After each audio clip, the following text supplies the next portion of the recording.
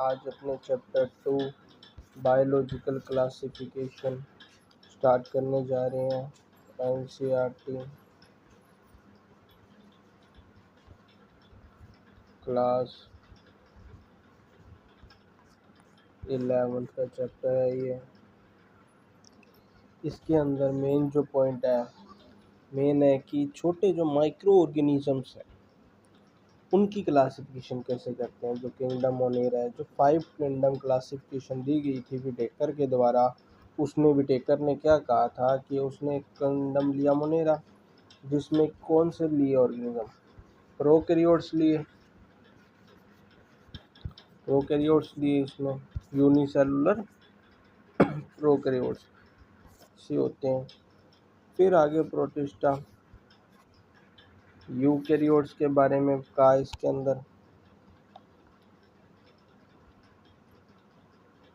अंदर किसके बारे में बात की, यूकैरियोट्स के बारे में।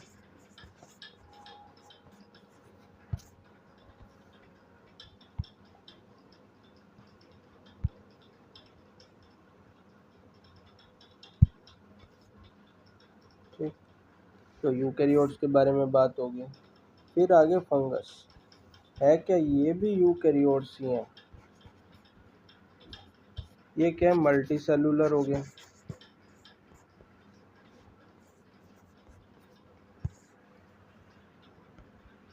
ठीक, फिर आ गया किंगडम प्लांटी।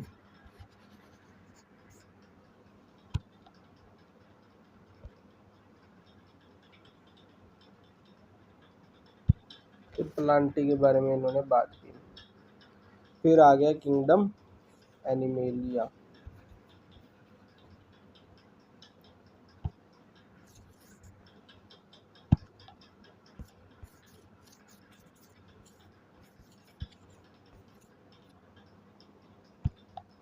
फिर ये जो 5th किंगडम है, किंगडम एनिमेलिया, इनके अंदर मल्टी सेलुलर एनिमल्स के बारे में सारे बात होगी। प्लांट के अंदर तो प्लांट आ ही गए।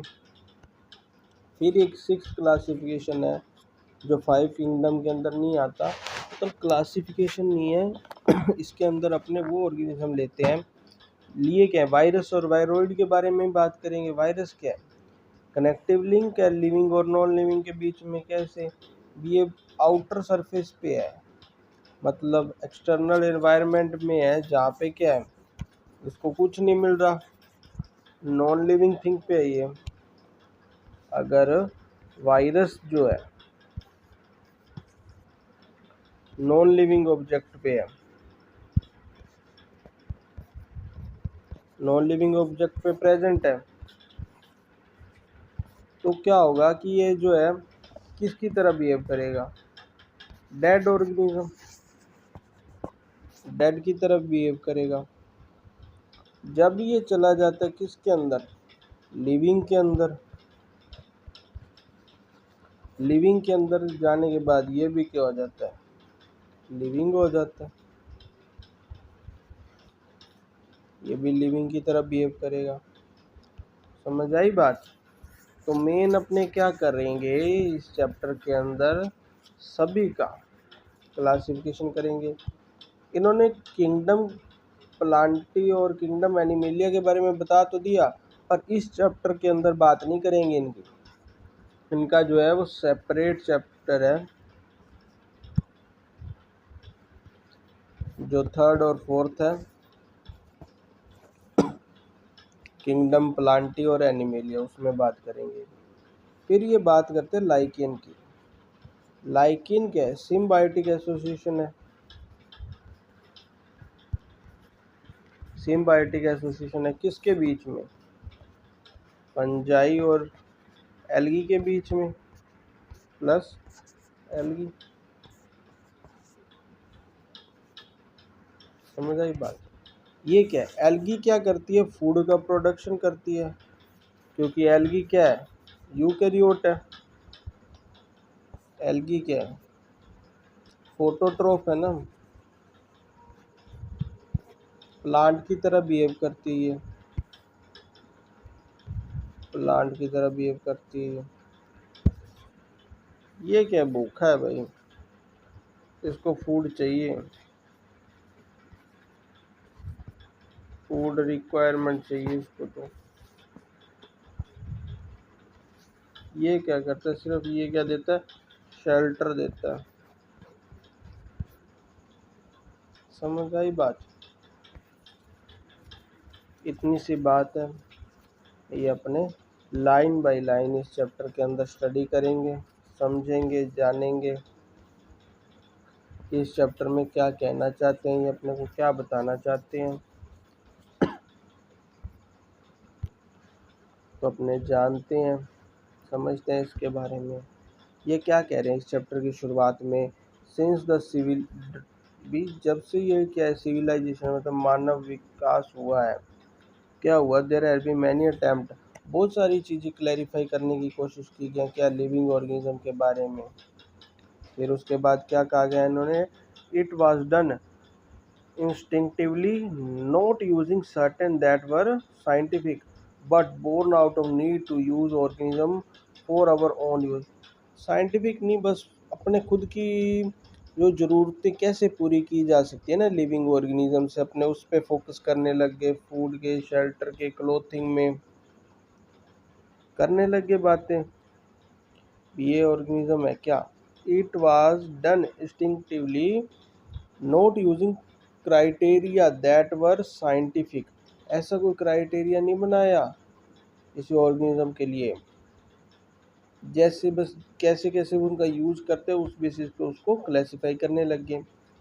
जैसे क्या हुआ,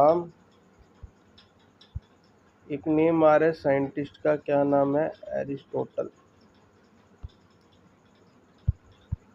एरिस्टोटल क्या करते हैं, क्लासिफाई करते हैं, अर्लियर अटेम्प्ट करते हैं किसके लिए, क्या साइंटिफिक बेसिस ऑफ क्लासिफिकेशन। पहले क्या कोई साइंटिफिक बेसिस ऑफ क्लासिफिकेशन नहीं था। इसने क्या किया, एरिस्टोटल ने, इसने क्या सिंपल मॉर्फोलॉजिकल करेक्टर लिखे। मॉर्फोलॉजी का क्या मतलब है, जो वर्ड है मॉर्फोलॉजिकल करेक्टर, इसका मतलब है एक्सटर्नल अपीयरेंस, भी बाहरी दिखावा, वो कैसे दिख रहे हैं, वो एक्सटर्नली अपने जो देख पा रहे हैं, अपनी आंखों से जो देख पा रहे हैं, उनकी स्ट्रक्चर, संरचना जो देख पा रहे हैं, उनकी आकृति के बारे में देख पा रहे हैं। तो पहला क्या है, क्लासिफाई किया ट्रीज को, शर्ब्स को, हर्ब को। हर्ब क्या छोटे होते हैं, स्मॉल होते हैं ना, छोटे से प्लांट होंगे गमलों में जो उगाए जाते हैं, तो हर्ब हो गए। मेडिसिनल भी होते हैं ये। शरब थोड़े से झाड़ी नुमा से, मतलब एक प्लांट है उस पे से बहुत सारी ब्रांचेज है ना, वो बहुत सारी मतलब झाड़ी, घना, घने और सारे होते हैं ये, मतलब घने बहुत ब्रांचेज होते हैं, बहुत सारी लीव्स होती हैं, पेड़ लगा हुआ है, बहुत ब्रांचेज हैं। ये तो क्या हो गए, शर्ब्स हो गए। पहले हर्ब के छोटे छोटे प्लांट होते हैं, स्मॉल से कोई अगर फ्रूट दे पा रहे हैं ठीक है, नहीं तो मेडिसिनल वर्क में आ जाता है, और वैसे भी छोटे मोटे होते हैं।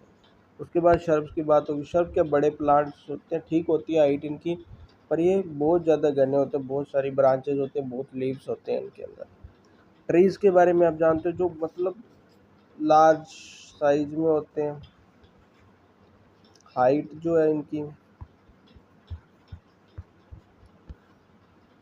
हाइट जो है वो क्या हाई होती है। तो भाई इस बेसिस पे इन्होंने प्लांट को क्लासिफाई कर दिया।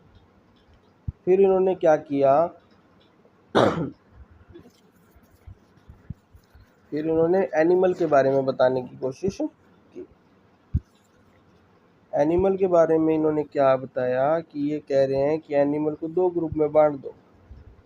किस बेसिस पे, कि उनके पास रेड ब्लड सेल है और नहीं है, मतलब जिनका खून लाल है और जिनका डिफरेंट कलर का है, पर्पल है, ब्लू है, येलो है, रेड है, तो नहीं है, रेड तो है ही नहीं।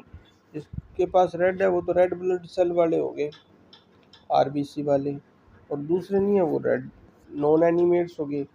ए एनिमेट्स कहते हैं और एनिमेट्स कहते हैं। ए एनिमेट्स मतलब एब्सेंट हो गया, एनिमेट्स मतलब प्रेजेंट है। समझ आई बात। जो रेड ब्लड वाले सेल है उनको क्या कह दिया, एनिमेट्स। ए एनिमेट्स तब जिनके अंदर एब्सेंट है।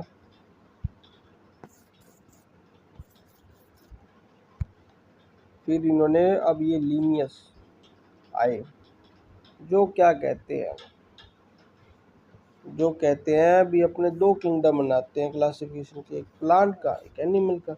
अपने को सभी पता ही है, जो प्लांट है वो ग्रीन है, फोटोसिंथेसिस करते हैं, उनको प्लांट कह दिया। जो फोटोसिंथेसिस नहीं करते वो एनिमल्स हो गए। सेल वॉल की डिफरेंस हो गया, प्लांट के अंदर सेल वॉल होती है, एनिमल के अंदर सेल वॉल नहीं होती। इन्होंने पहले ये चीजें की, एनिमल और प्लांट को क्लासिफाई किया। पर इन्होंने क्या किया कि इस सिस्टम में क्या था, did not distinguish between eukaryote and prokaryote. Main मुद्दा ये हो गया, मेन बात ये हुई कि इन्होंने यूकैरियोट और प्रोकैरियोट के बारे में नहीं बताया, और यूनिसेलुलर मल्टीसेलुलर के बारे में नहीं बताया। कौन यूनिसेलुलर है कौन मल्टीसेलुलर, इस चीज़ के बारे में बताया। फोटोसिंथेसिस के बारे में भी नहीं बताया, और नॉन फोटोसिंथेसिस जैसे फोटोसिंथेटिक तो क्या है, ग्रीन एल्गी वगैरह ये फोटोसिंथेटिक है, ये भी प्लांटी में आ गए। नॉन फोटोसिंथेटिक फंगी को भी प्लांटी में ले लिया।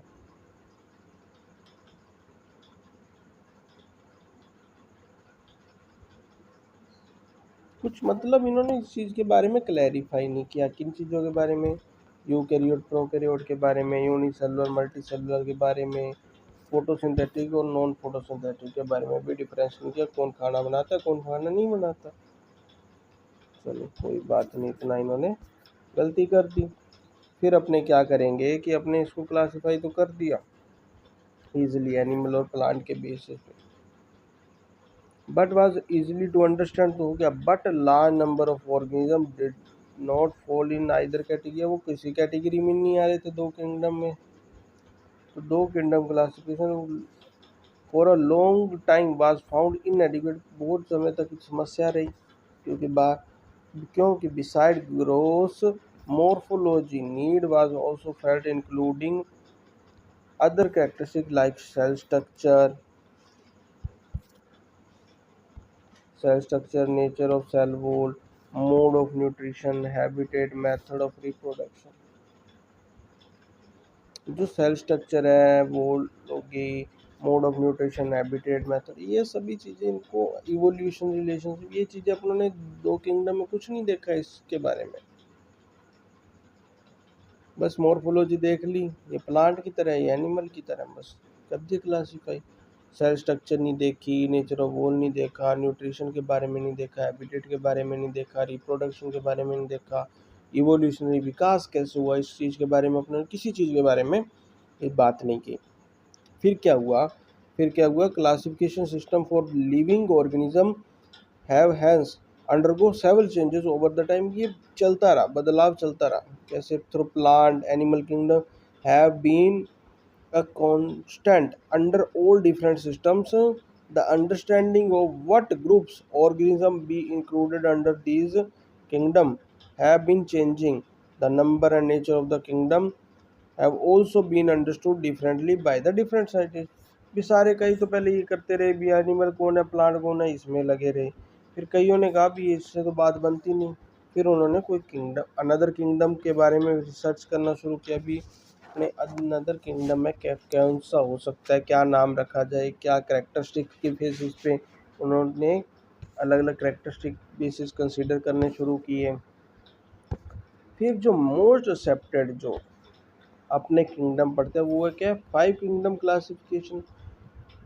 2 किंगडम तो लीनियस ने दे दिया, फिर बीच में आया 3 किंगडम हैकेल ने दिया, फिर 4 किंगडम कोपलैंड ने दिया, ये किंगडम आए। उसके बाद जो है लास्ट जो किंगडम आया 5 किंगडम, जो अपने उसके बाद 6 किंगडम भी आए 7 भी आए, पर मेनली अपने जो स्टडी करते हैं, जो इस चैप्टर के अंदर देखेंगे वो क्या है, किसके बारे में बात करेंगे, 5 किंगडम क्लासिफिकेशन के बारे में बात करेंगे। तो अपने इसके बारे में शुरू करते हैं। ये टेबल दिया हुआ है इसके अंदर 2.1, इसमें कौन कौन सी करेक्टरिस्टिक इन्होंने कंसिडर किया, इस पर भी डायरेक्ट क्वेश्चन बनता है कि भी जो 5 किंगडम क्लासिफिकेशन है किसने दिया। पहली बात R.H. विटेकर ने दिया, विटेकर नाम आ जाता है, किसने दिया, विटेकर ने दे दिया, विटेकर ने दे दिया। कौन कौन से फीचर लिए उसने, सेल का टाइप, यूकैरियोट प्रोकैरियोट, फिर उसने सेल वॉल को कंसीडर किया भी कौन सी सेल वॉल है, मतलब है भी या नहीं है तो वो किसकी बनी हुई है, क्योंकि सभी की सेल वॉल एक जैसी नहीं होती। फिर उन्होंने न्यूक्लियर की मेम्ब्रेन के बारे में, न्यूक्लियर की मेम्ब्रेन है या नहीं है। फिर उन्होंने बॉडी का ऑर्गेनाइजेशन लिया, भाई वो सेलुलर है, मल्टी सेलुलर है, टिश्यू लेवल है या ऑर्गन सिस्टम लेवल तक पहुंच गया है, इस बात को भी कंसिडर किया। लास्ट उन्होंने लिया मोड ऑफ न्यूट्रिशन, को क्या खाते हैं, ये खाना बनाते हैं या किसी के ऊपर निर्भर है। तो इन सभी बातों पे उन्होंने इस चीज़ को देखा, गौर की, समझा, जाना, क्लासिफिकेशन की इसके बारे में। तो अपने एक्सेप्टेड जो कौन सा किंगडम क्लासिफिकेशन है, 5 किंगडम क्लासिफिकेशन के बारे में स्टडी करते हैं। तो अपने देखते हैं, पहले तो बात करते हैं मोनेरा की। ये टेबल को थोड़ा स्टडी कर लेते हैं। मोनेरा क्या है, सबसे छोटे ऑर्गेनिज्म है, सबसे पेचीदा, जब से खतरनाक है, इनकी अडेप्टिविटी बहुत खतरनाक है, कहाँ कहाँ तक ये मिल जाए कुछ नहीं कह सकते, बहुत एक्सट्रीम कंडीशन तक रह सकते, बहुत ज़्यादा अडेप्टिव है, इनके पास बहुत ज़्यादा कैपेसिटी है, सेल वॉल इनकी बहुत ज़्यादा मजबूत है। ठीक है, प्रोकैरियोट है, पहली बात तो ये, इनकी सेल वॉल है नॉन सेलुलोजिक है भाई, पॉलीसेकेराइड और अमीनो एसिड की बनी हुई है, इसलिए आर्की बैक्टीरिया, यू बैक्टीरिया इसी किंगडम के अंदर आते हैं। जो आगे 6 किंगडम क्लासिफिकेशन है ना, वो भी इन्हीं में है, फिर उन्होंने मोनेरा को आर्की बैक्टीरिया, यू बैक्टीरिया आगे उनको अलग क्लासीफाई कर दिया, इसलिए वो 6 किंगडम में चला गया। फिर अपने इसके बारे में बात करते हैं, न्यूक्लियर मेम्ब्रेन। जब प्रोकैरियोट है, प्रोकैरियोट का मतलब ही है न्यूक्लियर मेम्ब्रेन तो होती नहीं है, मतलब पता है ना आपको प्रोकैरियोट का, प्रो का मतलब है न्यूक्लियर की जो मेम्ब्रेन है, न्यूक्लियस की मेम्ब्रेन एब्सेंट होती है, समझ गए, तो न्यूक्लियस की मेम्ब्रेन है वो क्या रहेगी, एब्सेंट रहेगी।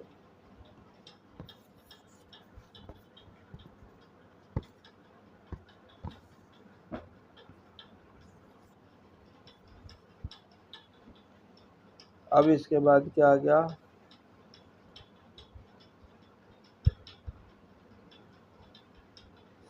न्यूक्लियर मेम्ब्रेन की बात होगी, उसके बाद आ गया बॉडी ऑर्गेनाइजेशन। सेलुलर है, सबसे छोटे हैं ना अभी, इन्हीं से तो क्या है इवोल्यूशन स्टार्ट हुआ है ना, डेवलपमेंट स्टार्ट हुई है, ये यूनिसेलुलर है।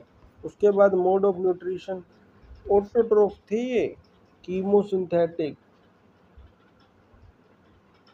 और जो है फोटोसिंथेटिक है,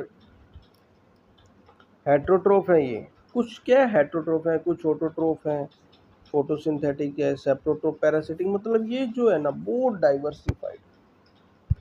डाइवर्सिफाइड किंगडम है ये। किंगडम के अंदर ये जो है ना 5 किंगडम क्लासिफिकेशन के अंदर जो मोनेरा किंगडम है बहुत ज़्यादा डाइवर्सिफाइड है, बहुत ही ज़्यादा। डाइवर्सिफाइड का मतलब है many, much more condition, different condition, many conditions में जो है ये कंडीशन में या इन्वायरमेंट में ये क्या अवेलेबल है। ओके,